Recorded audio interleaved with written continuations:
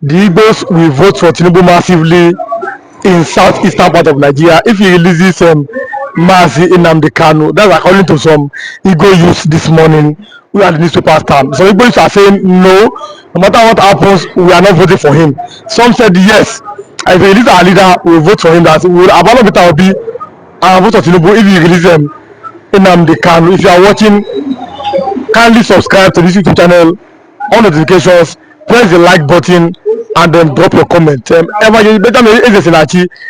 think that the Igbos will vote for Bola Ahmed Tinubu if he releases Mazi Nnamdi Kanu? Listen and listen good. Good morning, good afternoon, good evening, good night, wherever you are watching us from. May God bless you all. I remember Biafran evangelist. Hear me and hear me clearly. If Tinubu like, make it release Mazi Nnamdi Kanu. If you know like, make it keep Mazi Nnamdi, make it chop am.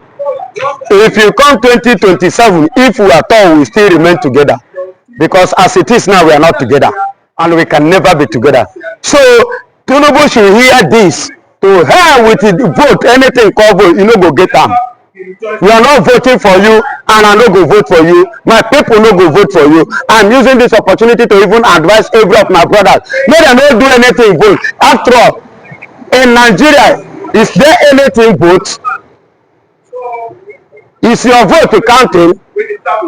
So I don't advise my people that day to waste their time, their energy. Rather, they should use that time and stay with their family and their children and watch television. It will pay them than coming outside and cast vote on somebody like Bola Ahmed Tinubu. On what note? On what stand? On what ground? On what purpose should we cast our vote for him? If you like, let him release Mazi, and if you like, let him keep him. But for his own information and the information of the Nigeria, may una hear am. So Mazi Nnamdi Kanu did not commit any offense. Let him, Nigeria should go arrest all those kidnappers, all those Fulanis, all those people that have been killing. Nobody is touching them. Why? Nobody is talking to them. Why? But a man who has not committed anything is a man that the whole nation is against. So we don't need it to. We are not going to vote for you, Mr. President. That means it's a kind of polarizing opinions. The other Igbos are saying yes, Nnamdi Kanu is revered in the East. Is more popular than our governor. If is more popular than the president too. What I'm saying is that they say that if Tinubu releases him, that means his second term is sure in the Southeast. But some people are saying no matter what he does, Igbos will never vote Tinubu. So whatever Tinubu like, let him do. We are not casting vote in Nigeria. We are no longer Nigeria. We are Biafra. I want to sound it so loud. If Tinubu like to build anything, do anything, we are not dropping vote. Biafra is what we know, and Biafra will stand, and in Biafra we shall stand. So Pastor, the governor, after what happened, you are from Ebonyi State. After what happened, my governor, my own governor is Simon Ekpan. The Senate president is Ngozi Oraboeze. No. Where the president is Mazi Nnamdi Kanu. I'm saying that I said Ebonyi governor said. Say Ebonyi governor, yes. Because Ebonyi is a Nigerian name. Okay. A Nigerian state. What I'm saying is that after the alleged Fulani invasion of Ebonyi State and the people were reportedly killed, Ebonyi State governor has yet to pay a visit to the villagers. He has not compensated the villagers, but now he's giving 500 million to the Muslims to go to Hajj in your state. Well, you are from Ebonyi State as of now. What do you have to say to that? I want to tell you that in that place and in that Aziz, that the governor, you understand, is a slave, is a Fulani, not Igbo, neither is he a Biafra. You understand? That means he collided on what is happening against the people in Igbo land. They are colliding together. Because when you say that Simon Ekpan is a terrorist and is the one behind the insecurity, where is Simon Ekpan today? Where is Mazi Nnamdi Kanu today? Yet, all these things are happening. You have not come out to visit the family. Rather, you are spending 500 million to send to the Fulanis who has come to kill the people that you're supposed to save, the people you're supposed to protect, the people you're supposed to guide. The people that is seeing you as their face, you are representing. These are the people you stood against. You are working against. That is to tell you, Ebonyi State doesn't. Nigeria State, called Ebonyi State, doesn't have governor. They don't have governor. If this kind of person is a governor, that means they don't have a governor. They should go and look for their governor. Let's do a postulation here, Pastor. If the Igbos were to be given presidency, you give the Igbos a seaport, an airport, and then we now release their leader, who they call their leader, Nnamdi Kanu, even Samuel Ekpa in Finland. Do you think that the Igbos may now to decide to stay in one Nigeria? My brother, let me tell you this gospel truth which people don't want to hear, and that is what I will tell you. There was never a time we have one Nigeria. So telling me that if they should bring seaport, to bring airport, to make Enugu vibrate, whatsoever the reason of Mazen Nnamdi Kanu for this, for me to remain together, I cannot be a slave. And I cannot continue to be marginalized. So I don't need this thing. If they like, let them do. If they like, let them leave it. What I call for is what? Biafra. And Biafra we shall stand. And Biafra we shall be. And the question goes to us, then why are the Igbos so disillusioned with Nigeria? But another thing is that if Nnamdi Kanu is released, that means he has influence because he's in detention. And if he's released, the Igbo youth will no longer follow him because they will no longer be sit at home in the southern part of Nigeria. Do you agree with that? Of course, if you release Mazen Nnamdi Kanu, there will be no sit at home. But somebody said that if he's released, that Nnamdi Kanu will no longer have influence anymore. Says by who? I mean, today we have many opinions from different Igbo youths to this. Listen to me, those that are saying that, they don't have anything else to say. If you free Mazen Nnamdi Kanu today, Mazen Nnamdi Kanu remains Mazen Nnamdi Kanu. He has never changed, and he never changed. If he cannot change in the cell, in DSS, under torture, is it when he now have his freedom that he will come and change? If Mazen Nnamdi Kanu want to drop the agitation, Nigeria have given him enough, offer that would have warrant him to give up, but he didn't do that. Is it when he now have freedom that he will now come and change again? Those that are saying that they don't know what they are saying. They are lacking something upstairs. When Mazen Nnamdi Kanu, if freedom given to him, that will make him more whom he is.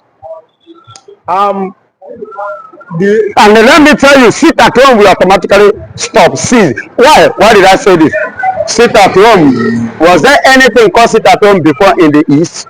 I am asking you. At least you are no longer a child. Ever since you were born till now, was there anything called sit at home? Have you ever heard about it? You are hearing it now because something prompted it, and what prompted it was Mazen Nnamdi Kanu kidnapping and the unlawfully detained. Even when the court has set him free, Nigeria refused to free him. You see why they sit at home prompt up. Free Mazen Nnamdi Kanu today, free sit at home.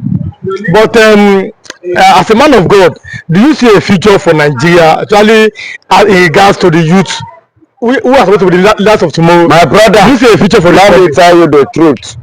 That Nigerians and people doesn't want to hear, like I always say. There is no future. Nigeria doesn't have a future. People that have a future must respect their youth. People that have a future must regard their youth. People that have a future must, make way, pave way for their youth. People that have a future, their youth must have something doing. There must be job creations. Opportunities will be given to their youth. But look at the case of Nigeria. Tell me the opportunity that have been given to the youth. The only opportunity they give to youth is to bring the youth to join their head together, let them start to kill themselves. That is the only future that Nigerian youth have. Because they have oppressed and suppressed the youth of Nigeria. Make sure that they are in the stage of poverty and lack and hunger. So that them that are the old ones will be giving them a tip. During the election 2023, you saw what happened. One cook and 1,000. They break bottles and bring out koboko and cutlass. That you must by fire by force go and vote for APC even when you don't want. What will 1,000 do for you? The whole governmental departments in various states of the federation, the Fulanis are there. I just want to tell you that go and check the Comptroller General of Custom, Comptroller General of Immigration in the then administration of Muhammadu Buhari. They are all Fulanis. Go and check the past chief of general staff, the past chief of defense staff, the past IG, the past Comptroller General of Customs, and prison. They are all Fulanis. Okay, investigate today who are the foot soldiers, who are in the Air Force, who are in the aviation industries. All of them, they are all Fulanis. But first, they are minority. They are so powerful in the nation. Thank you. They occupy the whole office position, highly exalted office position in Nigeria, and they are the one that employing themselves. They started this campaign in the early 80s, and today they have grabbed power in Nigeria. They are almost everywhere in Nigeria. Go to the Nigerian National Petroleum Products Office. They are there. Yet, the oil is not coming from their region. The Fulani, they started this as their own method of incursion as earlier as 1990s, 1960s, 1980s, and 70s. This is the formula they use as an incursion, and Nigerian tribes, other ethnicities in Nigeria didn't know this until it began to unfold. That was from 2015 till date. From the administration of Muhammadu Buhari throughout straight 8 years, Fulanis, they were in control. I don't know whether you understand where I'm going. Today now, a Southerner is Nigerian president, the head of government, Bola Ahmed Tinubu. The Fulanis, they could not allow him to sleep, because all the legacies, I mean the benefits they were getting before from the previous administration, ranging from Buhari to Obasanjo to Abdul Salam to Abacha to Babangida, they are not seeing those legacies, they are not seeing those profits anymore. That's why they are trying to buy, they are trying to at least cause depression to President Bola Ahmed Tinubu. They have no reason to stay like that without benefiting from what they were receiving before from the federal. That's why the Fulani oligarchs, hegemony, they are very, very aggrieved. They are very, very furious and annoyed this time around. See, let me tell you, Fulani, they are everywhere. Though they are not up to 10 million in Nigeria, but they have occupied most exalted position in this present administration and the previous one. Okay, look at what happened in Central African Republic in 2013, when it was virtually everywhere in that country, the whole government positions in that country occupied by the Fulanis.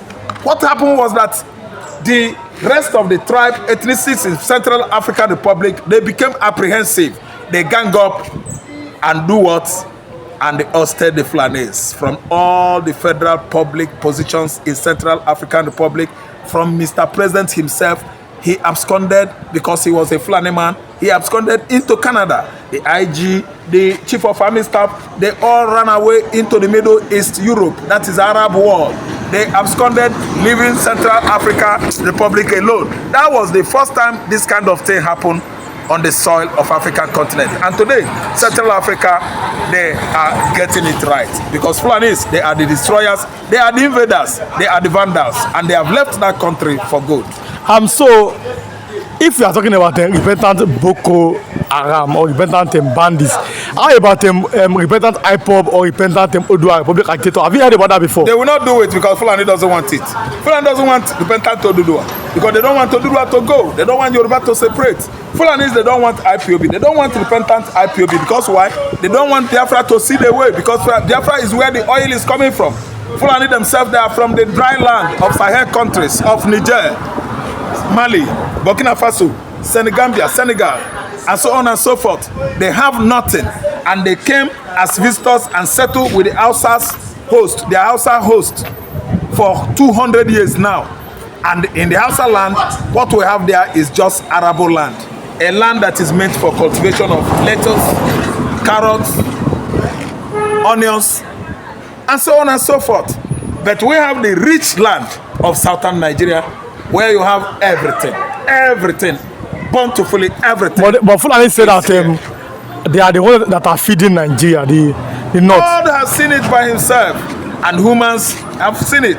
Nigerians, we have seen it that in the southwestern Nigeria, the Yoruba man cultivated cocoa in quantum during regionalism, era of regional, government. Then we've seen actually in the southeastern Nigeria, we cultivate palm tree, palm produce in quantum, and we were the greatest palm produce or producer in the world. But let's talk about 1990s down to 1970. Fulanis are not feeding Nigeria. Fulanis, they are into animal keeping, animal keepers. They are into animal husbandry. They rear cattle from place to place. How then do they feed Nigeria? These are people that have rejected Western civilization, invited Boko Haram, introduced insurgency into our system here. How are they feeding Nigeria? They are the one causing this excruciating economic situation in this country. Because why? Farmers are not going to their farmlands anymore in the north.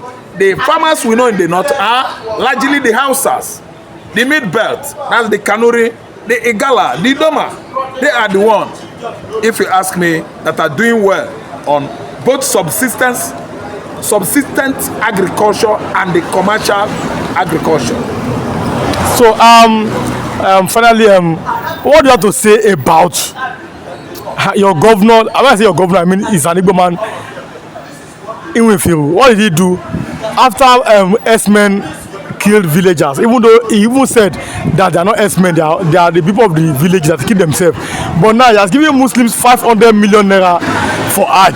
That kind of news, how does that come to you? Oh, it sounds so great, it sounds so strange, it sounds so fictitious and unbelievable. You know why? Mwafiru was bribed by who? His master, to come and give that kind of press conference. Because why? Fulani in the north are their masters. It is Fulani that has made Mwafiru governor of Ebonyi State by rigging out their PDP Labour Party counterparts. Do you know why? Mwafiru was promised to at least defend Dave Umahi. Though he worked, but it's a fund allocation that belonged to that state. He's defending Umahi right now as I'm talking to you. And he is anointed, candidate of the North, Fulani oligarchy. So that's why he's doing all it takes to favor this Islamization of a thing. The people that caused the incursion, killing setting many houses ablaze in Ebonyi State were the Fulanis. And the one flew because he want to please his Fulani masters, the Fulani Janjaweeds. He arrested some youths, blindfolded them, tied them down, forced them to actually confess that they are the one that attacked some communities in Ebonyi State. How could you think it right that an Igbo man will wake up and attack his brother, set thatched houses ablaze? How does it sound? It sounds so great. If you see what the southeastern governors are doing in the southeastern Nigeria, you will actually know that these Igbo governors, they have gone far to destroy Igbo man. And I'm telling you that Mwafiru, as I'm talking to you now, budgeted out 500 million for Hajj. Who are the people going to Hajj? Are they the Igbos? They are the Fulanis, with some token Igbo Muslims that were forced into that religion. So if you ask me, brother, I will tell you that it sounds like animal stories. Stories that is meant for the animated characters. The stories that is meant for fictitious characters. I'm telling you, the southeastern governors, not only Mwafiru of Ebonyi State alone, with inclusion of Anambra State Governor Charles Mkwodo Soludo, a man we voted believing that we use his professorial certificate to rewrite the political narrative of Anambra State. And today what we are seeing is a dump site on nature, a dump site, Newi, dustbin, cabbage and garbages. Oka is nothing to write home about. Soludo has abandoned Anambra State and joined the chorus of the like of Uzodimma, Pitamba, and the rest of them. The only anointed man of God as a governor we have in the southeast region now is Mr. Barrister Alex Oti. He's doing well in Abia State. It has taken him only 6 months to transform that state. What Ojozo Kanu, the like of Theodore and Okeze Bazo, has refused to achieve for 24 years. In 24 years, a man of honesty, a man of pure policy, a man that has philanthropic spirit has come and did it under 6 months. And his name is Governor Alex Oti. Thank you so much for coming, sir.